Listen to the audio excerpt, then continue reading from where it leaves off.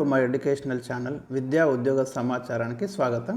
ఈరోజు ఆయా దినపత్రికల్లో వచ్చిన ముఖ్యమైన వార్తలను అయితే విశ్లేషిద్దాం. ఇలాంటి లేటెస్ట్ అప్డేట్స్ కోసం ఛానల్ని సబ్స్క్రైబ్ చేసుకోండి. ముఖ్యంగా కాంపిటేటివ్ ఎగ్జామ్స్కి ఉపయోగపడే చాలా ముఖ్యమైన ఇంపార్టెంట్ మెటీరియల్ కూడా ఎప్పటికప్పుడు అప్లోడ్ చేయడం జరుగుతుంది. వాట్సాప్ గ్రూప్లో కూడా జాయిన్ కానీ ఇంపార్టెంట్ కరెంట్ అఫైర్స్ పీడిఎఫ్లు అయితే పెట్టడం జరుగుతుంది.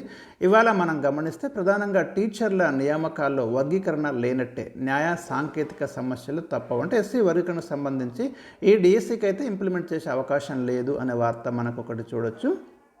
అదేవిధంగా డిఎస్సిలో 18 ప్రశ్నలు పునరావృతం. మరి దీని మీద కూడా అధికారులు ఎలాంటి చర్యలు తీసుకుంటారో విశ్లేషణ ఈ యొక్క ఆర్టికల్లో మనకు కనిపిస్తుంది. అదేవిధంగా త్వరలో గురుకుల పీఈటీ ఫలితాలంటూ ఆ గురుకుల పీఈటీ రిక్రూట్మెంట్ కోసం ఒక అప్డేట్ కనిపిస్తుంది. ఒకసారి అన్నీ కూడా విశ్లేషిద్దాం. మనము లేటెస్ట్గా కనుక చూస్తే మనం ఇవాళ టీచర్ల నియామకాల్లో వర్గీకరణ లేనట్టే, న్యాయ సాంకేతిక సమస్యలు తప్ప, ఎందుకంటే టెక్నికల్ ఇష్యూస్ వచ్చే అవకాశం ఉంది. ఈ నోటిఫికేషన్ అనేది మనకు ఎస్సీ వర్గీకరణ తీర్పు రాకముందు ఇచ్చినటువంటి నోటిఫికేషన్ కాబట్టి మరి దీనికి ఇంప్లిమెంట్ చేస్తే డెఫినెట్గా లీగల్ ఇష్యూస్ వస్తాయనే విషయాన్ని అయితే మరి అధికారులు ఇప్పటికే ప్రభుత్వం దృష్టికి తీసుకెళ్తున్నారు. ఒకవేళ వర్గీకరణ కనుక దాని ప్రకారం కనుక డిఎస్సి రిక్రూట్మెంట్ జరిపితే నియామక ప్రక్రియ జాప్యమయ్యే అవకాశాలు ఉంటాయి. కాబట్టి ప్రస్తుతానికి ఎస్సీ వర్గీకరణ లేకుండానే భర్తీ అనే ఒక క్లారిటీ అయితే దాదాపుగా వచ్చింది. డిఎస్సి ఫలితాల వెల్లడికి అధికారులు వైపు కసరత్తు చేస్తున్నారు. రాష్ట్రంలో మరి త్వరలో చేపట్టనున్న ఉపాధ్యాయ పోస్టుల భర్తీలో ఎస్సీ వర్గీకరణ అమలు చేసే అవకాశం కనిపించడం లేదు. వర్గీకరణ అంశాన్ని ఒకవేళ తీసుకుంటే న్యాయపరమైన ఇబ్బందులే కాక సాంకేతిక సమస్యలు కూడా వచ్చి మొత్తం ప్రక్రియ నిలిచిపోయే అవకాశాలు ఉంటాయి. కాబట్టి ప్రస్తుతానికైతే వర్గీకరణ పక్కన పెట్టేసి నియామకాలు చేపట్టాలని అయితే భావిస్తున్నారు. మనకు ఆగస్టు 5 తోటైతే మరి ఎగ్జామ్స్ కంప్లీట్ అయినాయి. కీని కూడా ఒక ప్రైమరీ కీ కూడా రిలీజ్ అయిపోయింది. సెప్టెంబర్ మొదటి వారంలో రిజల్ట్స్ ఇవ్వనున్నారు. వైపు అంటే కసరత్తు జరుగుతుంది. ఎస్సీ వర్గీకరణ అమలు చేయాలని మరి సుప్రీంకోర్టు తీర్పు ఇచ్చిన వెంటనే సీఎం రేవంత్ రెడ్డి మాట్లాడుతూ అవసరమైతే ఇప్పటికే నోటిఫికేషన్ ఇచ్చిన పోస్టుల భర్తీలో కూడా వర్గీకరణ అమలు చేస్తామని ముఖ్యమంత్రి ప్రకటించడం జరిగింది. ఈ విషయంపై అధికారులు అయితే కొంత అధ్యయనం చేయడం జరిగింది.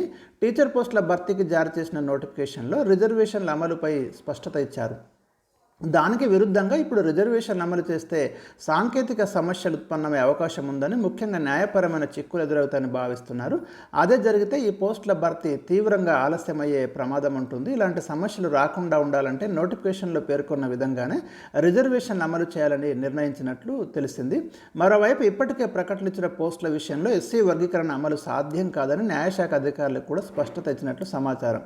దీంతో డిఎస్సి పోస్టుల భర్తీలో ఎస్సీ వర్గీకరణ అమలును పక్కన పెట్టాలని నిర్ణయించారు. ఉపాధ్యాయ పోస్టులను 95% స్థానికులతో, 5% అందరితో, అంటే నాన్ లోకల్ ప్లస్ అందరితో భర్తీ చేయనున్నారు. ఈ నాన్ లోకల్ కోటాలో ఎక్కువగా తెలంగాణతో పాటు ఏపీకి చెందిన అభ్యర్థులు అయితే అర్హత పొందే అవకాశం ఉంది.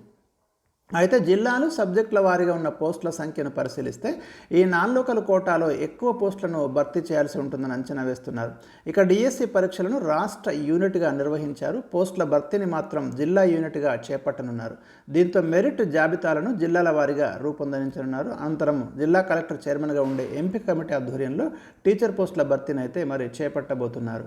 ఇంకోవైపు డిఎస్సిలో 18 ప్రశ్నలు పునరావృతం అంటూ ఒక వార్త మనం చూడవచ్చు. జూలై 19, 23 తేదీల్లో ఎస్జిటి సాంఘిక శాస్త్రం ప్రశ్నని ఒకటే అని ఇక్కడ మనకి కనిపిస్తుంది. అయితే అభ్యర్థులకు నష్టం లేదని విద్యాశాఖ వైపు ప్రకటిస్తుంది.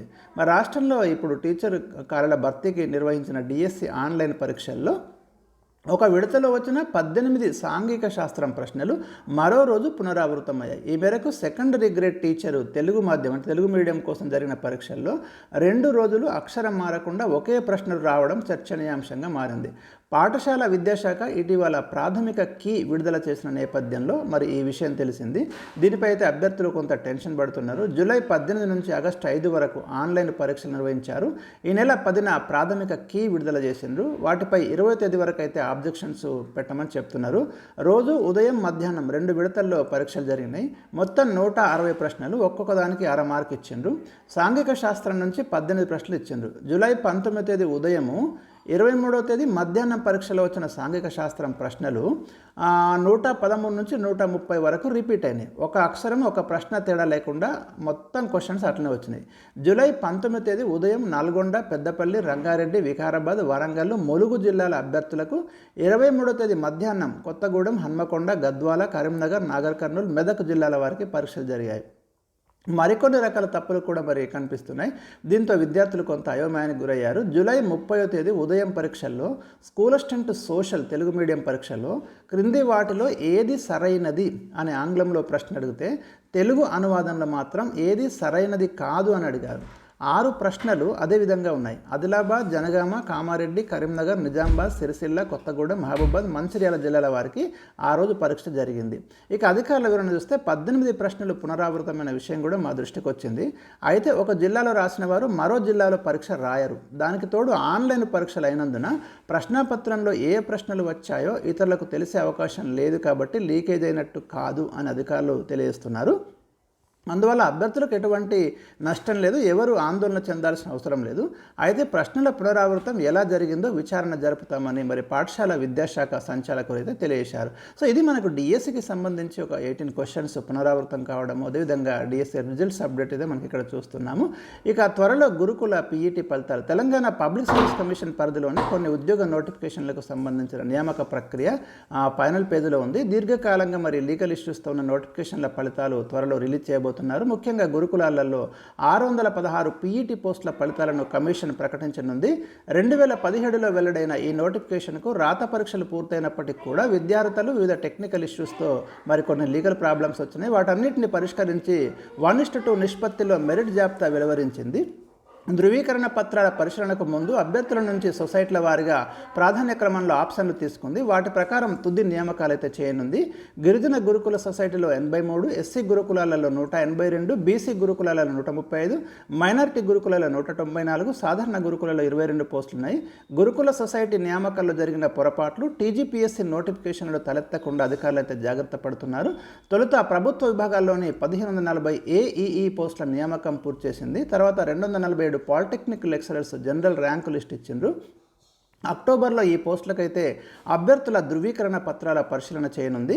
ఈ నియామకాలు పూర్తయిన తర్వాతే 833 ఏఈ పోస్టులకు ఫలితాలు వెల్లడించనుంది. తద్వారా బ్యాక్లాగ్ పోస్టులు లేకుండా జాగ్రత్త పడుతుంది. ఇది మనకు గురుకుల పీఈటీకి సంబంధించి టీజీపీఎస్ ఇతర రిక్రూట్మెంట్ సంబంధించిన లేటెస్ట్ అప్డేట్. మరోవైపు అతి త్వరలో సమీకృత గురుకులాల వైపుగా ప్రభుత్వం సీరియస్గా దృష్టి పెట్టింది. మరి రాష్ట్రంలో ఆయా నియోజకవర్గాలలో మరి సమీకృత గురుకులాలు మొత్తం ఎస్సీ, ఎస్టీ, బీసీ, మైనారిటీ అందరికీ కూడా ఒకే దగ్గర మరి విశాలమైనటువంటి ఒక క్యాంపస్లు, ఒక క్వాలిటీతో కూడిన ఎడ్యుకేషన్ ఇవ్వడానికి ప్రభుత్వము కృతనిశ్చయంతో ఉన్నట్టు మనకి అర్థమవుతుంది. దాని మీద ఇమ్మీడియట్గా చర్యలు అయితే ప్రారంభమయ్యాయి. అతి త్వరలో మనకు సమీకృత గురుకులాలు అయితే అందుబాటులోకి రానున్నాయి. ఈ వార్త కూడా మనకి ఇవాళ గమనించవచ్చు. 30 ప్రాంతాల్లో 120 భవనాలు 8 నెలల్లోపు పూర్తి చేయాలి. ప్రతి హాస్టల్ విద్యార్థికి మంచం 29లోగా రిపోర్ట్స్ ఇవ్వాలి. గురుకులాలపై సమీక్షలో డిప్యూటీ సీఎం బట్టి అంటూ మనకు వార్త కనిపిస్తుంది. 5,000 కోట్లతో సమీకృత గురుకులాలను మరి తీసుకురాబోతున్నారు. ఇక రాష్ట్రంలో భర్తీ చేస్తున్న ఉపాధ్యాయ పోస్టుల లిస్ట్ ఇక్కడ ఇచ్చారు. ఎస్ఏ 2,629, హెచ్జిటి 6,508 పోస్టులు, భాషా పండితులు 727, పీఈటీలు 182, SA special category 220, HGT special category 796, మొత్తం 11,062 పోస్టులు అయితే భర్తీ చేయబోతున్నారు. సో ఇది ఇవాళ మనకి లేటెస్ట్ అప్డేట్స్. మరి వీడియోను లైక్ చేయండి, మీ ఫ్రెండ్స్కి షేర్ చేయండి, మీ కామెంట్స్ అయితే తెలియచేయండి.